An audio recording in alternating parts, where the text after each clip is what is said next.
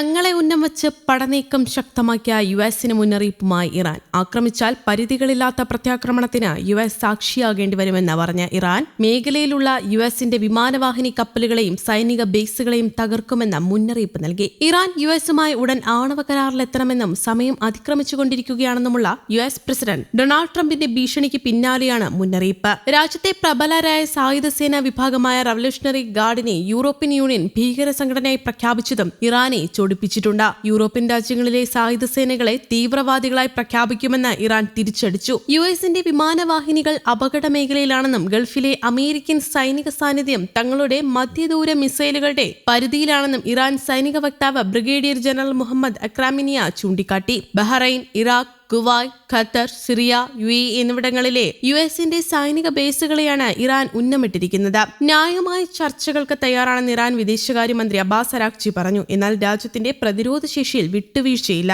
ഇന്നലെ തുർക്കിയിലെ അങ്കാറയിൽ നയതന്ത്ര ചർച്ചകൾക്ക് ശേഷം സംസാരിക്കുകയായിരുന്നു അദ്ദേഹം. അതേസമയം മേഖലയിലെ സൈനിക വിന്യാസം ഇറാനെതിരെ പ്രയോഗിക്കേണ്ടി വരില്ലെന്ന് പ്രതീക്ഷിക്കാമെന്നും ആണവ കരാർ സംബന്ധിച്ച കൂടുതൽ ചർച്ചകൾക്ക് പദ്ധതിയുണ്ടെന്നും ട്രംപ് അറിയിച്ചു. യുഎസ് ഇറാനെ ആക്രമിക്കില്ലെന്ന് പ്രതീക്ഷിക്കുന്നെന്നും ഇരു രാജ്യങ്ങളും ആണവ ചർച്ചകൾ പുനരാരംഭിക്കണമെന്നും തുർക്കിയും ആവശ്യപ്പെട്ടു. അതേസമയം അമേരിക്കയുടെ സൈനിക നീക്കം നേരിടാതിരിക്കാൻ ഇറാൻ യുഎസുമായി ധാരണയിലെത്താൻ ആഗ്രഹിക്കുന്നുവെന്ന് യുഎസ് പ്രസിഡന്റ് ഡൊണാൾഡ് ട്രംപ് പറഞ്ഞു. വൈറ്റ് ഹൌസിൽ മാധ്യമപ്രവർത്തകരോട് സംസാരിക്കുകയായിരുന്നു അദ്ദേഹം. ഗൾഫ് രാജ്യങ്ങളിൽ അമേരിക്ക നടത്തുന്ന സൈനിക വിന്യാസവുമായി ബന്ധപ്പെട്ടായിരുന്നു ചോദ്യം. അവർ ഒരു കരാറിൽ ഏർപ്പെടാൻ ആഗ്രഹിക്കുന്നുവെന്ന് എനിക്ക് പറയാൻ സാധിക്കുമെന്നായിരുന്നു ട്രംപിന്റെ മറുപടി. ടെഹ്റാന്റെ ആണവ പദ്ധതിയുമായി ബന്ധപ്പെട്ട് ചർച്ചയ്ക്കുള്ള സമയം അതിക്രമിച്ചുവെന്നാണ് കഴിഞ്ഞ ദിവസം ട്രംപ് പ്രസ്താവിച്ചത്. അതേസമയം അമേരിക്കയുമായി ചർച്ചയ്ക്ക് നിലവിൽ തീരുമാനമില്ലെന്നും എന്നാൽ പരസ്പര ബഹുമാനത്തിന്റെയും വിശ്വാസത്തിന്റെയും അടിസ്ഥാനത്തിൽ ചർച്ചകൾക്ക് ഇറാൻ തയ്യാറാണെന്നുമായിരുന്നു ഇറാൻ വിദേശകാര്യമന്ത്രിയുടെ പ്രതികരണം. പശ്ചിമേഷ്യയിൽ ആശങ്ക വർദ്ധിക്കുന്നതിനിടെ ഇറാന്റെ പരമോന്നത ദേശീയ സുരക്ഷാ കൌൺസിൽ മേധാവി Ali Larijani Russian president Vladimir പുടിനുമായി കൂടിക്കാഴ്ച നടത്തിയെന്ന് റഷ്യ വ്യക്തമാക്കി.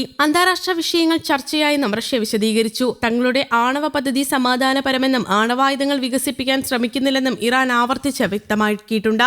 USS എബ്രഹാം ലിങ്കൺ എന്ന വിമാനവാഹിനി കപ്പലിന്റെ നേതൃത്വത്തിലുള്ള അമേരിക്കൻ നാവികപ്പട അറബിക്കടലിൽ നിലയുറപ്പിച്ചതോടെ ഇറാൻ തങ്ങളുടെ ആണവ കേന്ദ്രങ്ങൾ മണ്ണിനടിയിൽ കൂടുതൽ ആഴത്തിലേക്ക് ഒളിപ്പിക്കാൻ തുടങ്ങിയതായി പുതിയ ഉപഗ്രഹ ദൃശ്യങ്ങൾ വ്യക്തമാക്കുന്നു. മിഡിൽ ഈസ്റ്റിലെ സുരക്ഷ മുൻനിർത്തി പ്രസിഡന്റ് ഡൊണാൾഡ് ട്രംപ് വിന്യസിച്ച USS Abraham Lincoln strike group Iran തീരത്തിന് സമീപം നിലയുറപ്പിച്ചിട്ടുണ്ട്. ഇതിനെ മറുപടിയായി നൂറുകണക്കിന് മിസൈൽ ബോട്ടുകളെ ഇറാൻ കടലിലിറക്കി. ഇറാന്റെ സ്വന്തം ഡ്രോൺ കാരിയറായ ഷാഹിദ് ബഗേരി ബന്ദർ അബ്ബാസ് തീരത്ത് നിന്ന് 6 കിലോമീറ്റർ അകലെ സജ്ജമാക്കിയിട്ടുണ്ട്. 60 ഡ്രോണുകളെ വരെ ഒരേ സമയം വയ്ക്കാൻ ശേഷിയുള്ളതാണിത്. ഇസ്ഫഹാനിലെ ആണവ കേന്ദ്രങ്ങളിലേക്കുള്ള തുരങ്ക കവാടങ്ങൾ വൻതോതിൽ മണ്ണിട്ട് മൂടുന്നതായി institute of science and international security കണ്ടെത്തിയിട്ടുണ്ട്. 2025 ജൂണിൽ അമേരിക്കയും ഇസ്രയേലും നടത്തിയ ബോംബാക്രമണങ്ങളിൽ ആണവ കേന്ദ്രങ്ങൾക്ക് വലിയ നാശനഷ്ടങ്ങൾ സംഭവിച്ചിരുന്നു. ഇത് ആവർത്തിക്കാതിരിക്കാനാണ് കൂടുതൽ സുരക്ഷിതമായ രീതിയിൽ ആണവ കേന്ദ്രങ്ങളെ ഭൂമിക്കടിയിലേക്ക് മാറ്റുന്നത്. കഴിഞ്ഞ വർഷം ജൂണിൽ അമേരിക്കയുടെ വമ്പൻ ബോംബുകൾ ഫോർഡോ ആണവ കേന്ദ്രത്തിൽ പതിച്ചിരുന്നു. 200 അടി താഴ്ചയുള്ള